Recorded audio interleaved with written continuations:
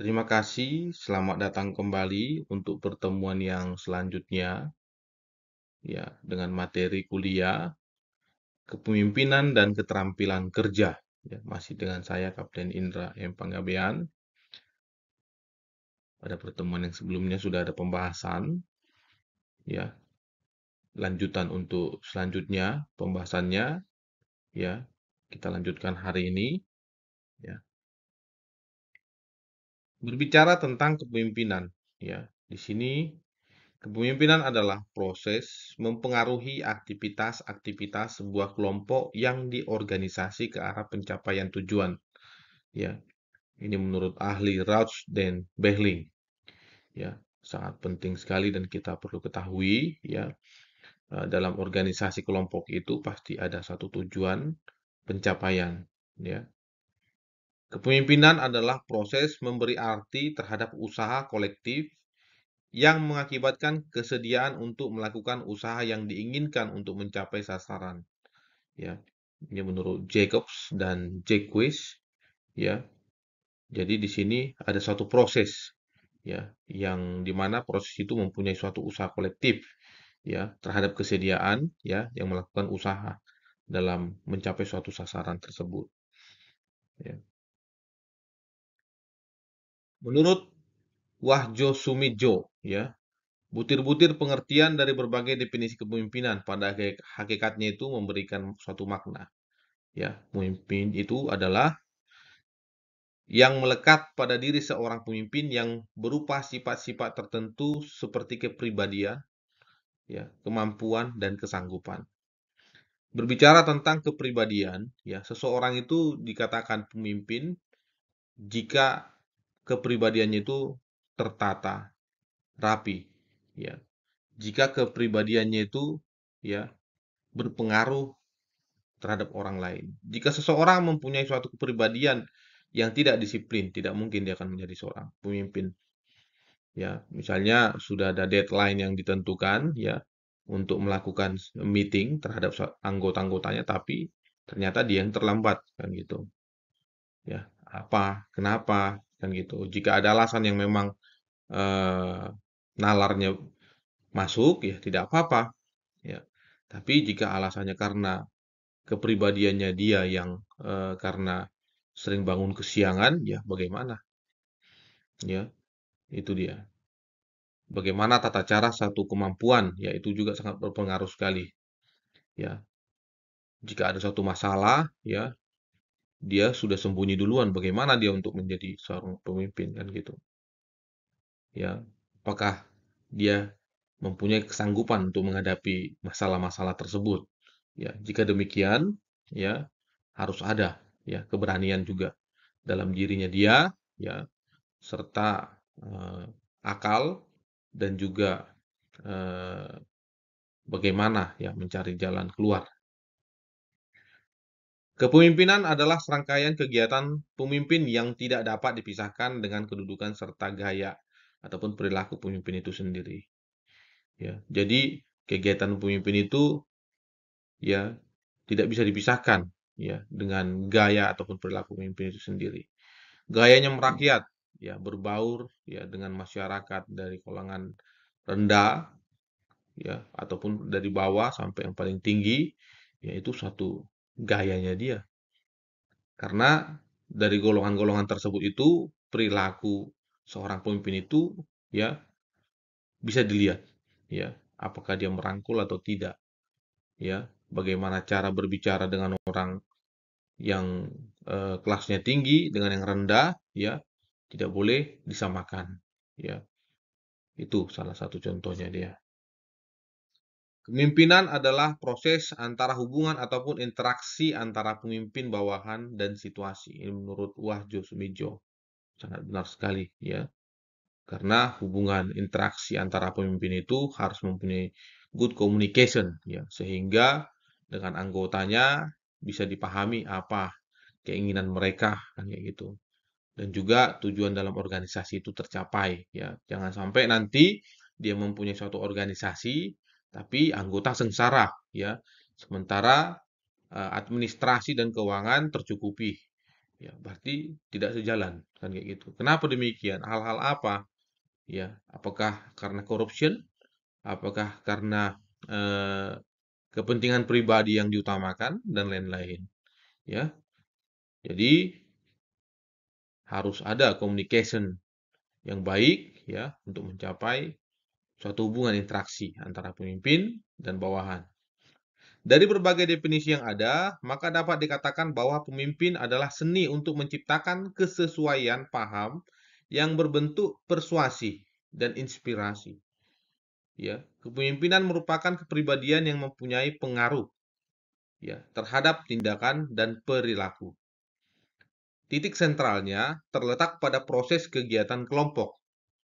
Ya, kepemimpinan menunjukkan hubungan kekuatan ataupun kekuasaan sebagai sarana pencapaian tujuan.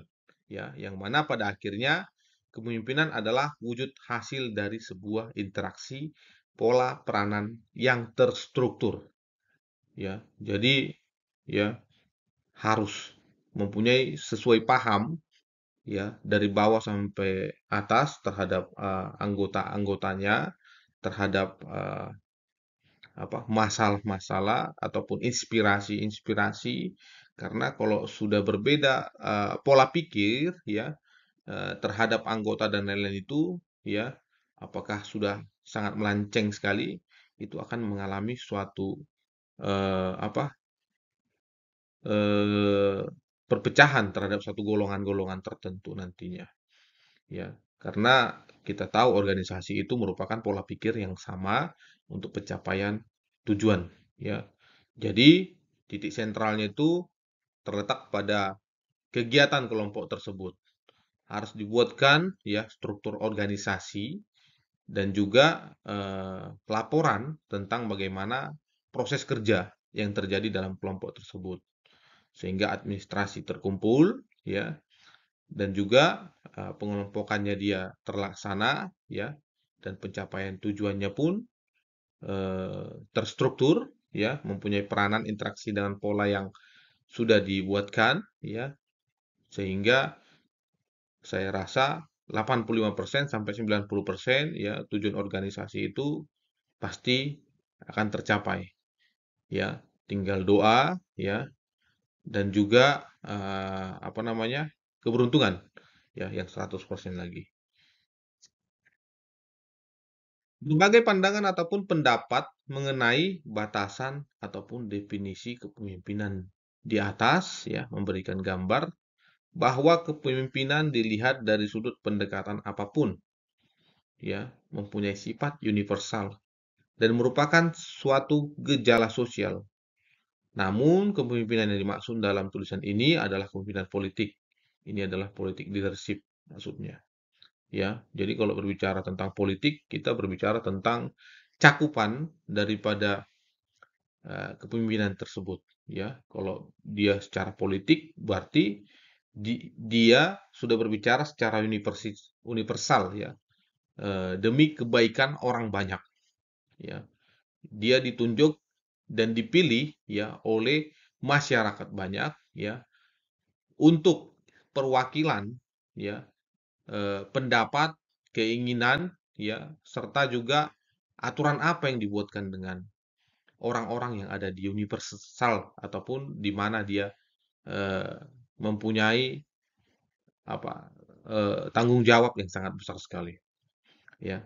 Jadi politik leaders ini maksudnya kumpulan, ya, pemimpin-pemimpin yang ditunjuk dari daerah-daerah, ya, yang dimana akan melakukan suatu koordinat ataupun suatu unek-unek ya yang dimana adalah unek-unek itu nantinya sebagai untuk ya pendewasaan ya atau juga kesejahteraan di daerah tersebut ya dan juga berlaku ya terhadap regulasi ataupun aturan nanti yang akan dibuatkan terhadap daerah ya jadi supaya nanti jangan semena-mena ya sehingga keinginannya saja yang pengen dikerjakan kan gitu ya. Apakah nanti dari negara tersebut sanggup? Ya, silakan. Makanya nanti ya kesejahteraan dari masing-masing itu dilihat nanti. Apa yang kurang di sini, apa yang kurang di sini. Ya, tapi itu harus merata. Upaya ke arah pencarian paradigma kepemimpinan antara lain telah dilakukan oleh Glenn de Page ya. Beliau adalah seorang guru besar dalam kepemimpinan politik di Departemen Ilmu Politik Universitas Hawaii ya. Page menyatakan suatu pendekatan ilmiah yang memuat 6 variabel pokok yang harus diteliti dalam studi kepemimpinan politik ya. Pemimpin adalah sebuah sosok pribadi. Kepribadian harus dipahami sebagai keseluruhan karakteristik yang menggambarkan jati diri seseorang. Selanjutnya, ya, dikaji kontribusi yang diberikan oleh faktor kepribadian terhadap penampilan dan perilaku kepemimpinannya. Peran yang berkenan dengan serangkaian harapan dari para pengikut ya atas perilaku pemimpinnya itu terlepas dari faktor kepribadian, seseorang dapat diakui sebagai pemimpin karena kemampuannya membawakan peran-peran yang diharapkan oleh pihak lain. Jadi biasanya ya sikap dari pemimpin itu pasti akan menjadi uh, jati diri oleh pengikut-pengikutnya. Jika dibawa ke arah yang sesat, berarti banyak nanti anggotanya akan menjadi sesat. Anggotanya ini pun suatu saat bisa menjadi seorang pemimpin jika mengikuti daripada perilaku pemimpin yang ada di atas, maka akan banyak orang yang nanti menjadi sesat. Jika pemimpin tersebut baik, telaten, bagus, merata, ya, anggota-anggotanya pun demikian yang diajarkannya dia. Nanti akan berpengaruh juga terhadap keluarga anggota-anggotanya, masyarakat-masyarakat lainnya, dan akan menjadi pengaruh buruk itu semakin sedikit. Ya, sehingga pengaruh baik itu akan lebih banyak lagi ya terhadap perilaku-perilaku yang baik tadi. Organisasi yang menyangkut sistem interaksi yang bersifat interpersonal, baik secara langsung maupun tidak langsung. Pemimpin diteliti sebagai objek studi yang harus ditempatkan dalam konteks organisasi. Tugas berkaitan yang dengan penghayatan seorang pemimpin dengan tugasnya. Ya, penghayatan ini akan terlihat melalui keputusan dan tindakan yang dilakukan. Nilai-nilai sebagai landasan berpijak dari perilaku pemimpin. Di dalamnya memuat cita-cita yang diinginkan, yang dibangunnya itu tercapai. Pasti itu sudah konkret, ya. Jadi penghayatan seorang pemimpin itu tentang tugasnya itu harus ya sangat berpengaruh besar sekali terhadap tujuan ya ataupun organisasi tersebut ya sehingga cita-cita yang ingin dibangunnya itu apakah terlaksana atau tidaknya nanti di situ. Jadi lingkungan yang menyangkut ciri-ciri lingkungan fisik ataupun teknologi, ekonomi dan sosial budaya yang berpengaruh terhadap perilaku kepemimpinan seorang ini adalah menurut Page dalam Race ya di tahun 2002. Jadi lingkungan itu merupakan salah satu ya yang menyangkut ciri-ciri ya terhadap teknologi, ekonomi, sosial budaya ataupun modernisasi ya. Kenapa? Ya. Kita bergabung di tempat daerah yang kumuh, pikiran kita pun nanti akan kumuh. Kita bergabung di tempat yang lebih bagus ya daerahnya, rapi, tertata. Pasti paradigma kita terhadap kehidupan sehari-hari kita pun akan demikian. Apalagi di dalam daerah tersebut ya dibuatkan lagi organisasi-organisasi setiap hari akhir pekan ya mengadakan bersih-bersih bersama dan lain-lain ya pasti ya kalau kita tidak ikut langsung di dalamnya dia ya mungkin kita akan ya yang menjadi lebih buruk di sananya dan akan menjadi minder pastinya ya ketika memunculkan diri ya. Terus keenam variabel ini terintegrasi dalam suatu kerangka konseptual untuk kajian kepemimpinan politik yang dipakai sebagai penjelas dari perilaku ataupun penampilan seseorang pemimpin dalam hal ini elit politik. Kepemimpinan berbeda dengan politisi, ya, yang hanya berorientasi pada perolehan dan perluasan kekuasaan, karena dalam kepemimpinan, tujuan dan kepentingan pemimpin tidak dapat dipisahkan dengan tujuan dan kepentingan pengikutnya. Pemimpin tidak dapat menghilangkan tujuan dan kepentingan pengikutnya walaupun ia dapat saja lebih mengutamakan salah satu kepentingan dan mengabaikan yang lainnya. Maksudnya, kepentingan pribadi lebih diutamakan daripada kepentingan bersama, ya. Jadi, biasanya kekuasaan itu dalam satu kepemimpinan itu, ya, tidak bisa dipisahkan dengan tujuan, kepentingan daripada pengikutnya. Ya, karena itu sudah esensi ya, sudah terhubung erat ya.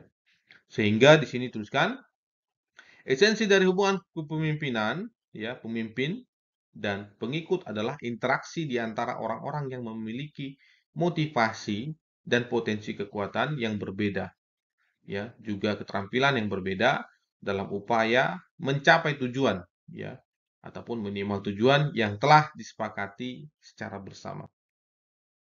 Menurut James McGregor Burns 1979 ya, interaksi antara pemimpin ya dan pengikut dapat dibedakan dalam bentuk tipe kepemimpinan transaksional dan kepemimpinan transforming ya. Maksudnya transaksional itu ya terbuka. Transforming itu ya bisa nggak disalurkan itu. Kepemimpinan transaksional itu adalah tipe kepemimpinan dalam situasi di mana seseorang berinisiatif, membuat kontak dengan orang-orang lain dalam rangka tukar-menukar hal-hal yang dianggap bernilai berharga ataupun berharga ya. Pertukaran ini dapat meliputi hal-hal yang bersifat politis, ekonomis ataupun psikologi ya, seperti menukar barang dengan jumlah uang ataupun jual beli, memilih pemilih memberikan suara untuk seorang kandidat, keramaan seorang itu bersedia mendengarkan keluhan orang lain, ya, masing-masing pihak yang terlibat dalam transaksi ini menyadari potensial kekuasaan dan sikap dari pihak lainnya itu. Pihak yang satu memperlakukan pihak lainnya sebagai manusia yang sederajat.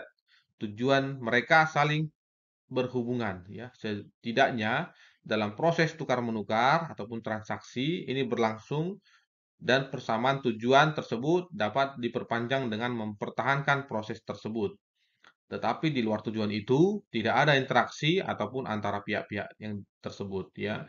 Pihak-pihak yang terlibat dalam transaksi tidak memiliki tujuan yang permanen yang mengikat mereka. Oleh karenanya, setelah tujuan tercapai, mereka dapat memisahkan diri satu sama lain.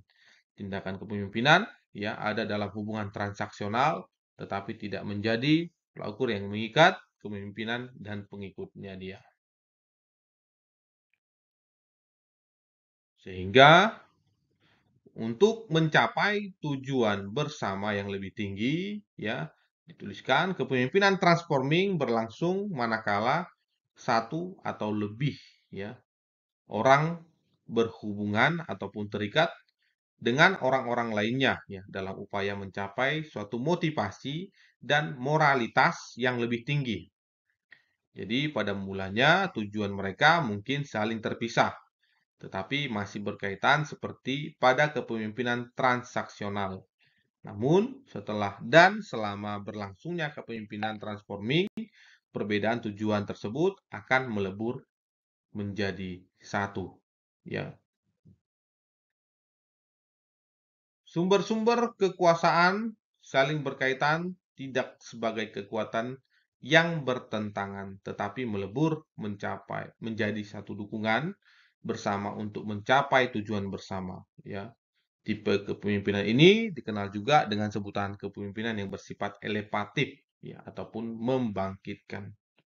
Terus mobilisator ya, memberi inspirasi, meningkatkan kemampuan ataupun kepemimpinan yang memperbaiki ya dan ataupun meningkatkan pemahaman secara moral ya.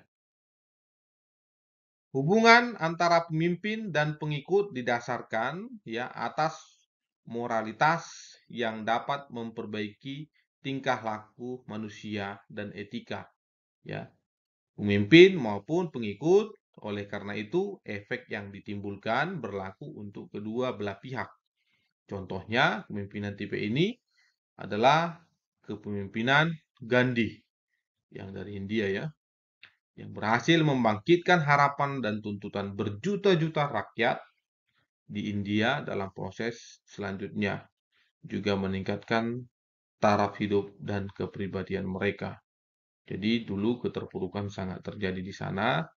Jadi Mahatma Gandhi ya selaku seorang pemimpin yang berpengaruh besar ya, dan dia juga merupakan suatu seseorang yang tokoh agama ya, yang bisa membangkitkan ya berjuta-juta rakyat India.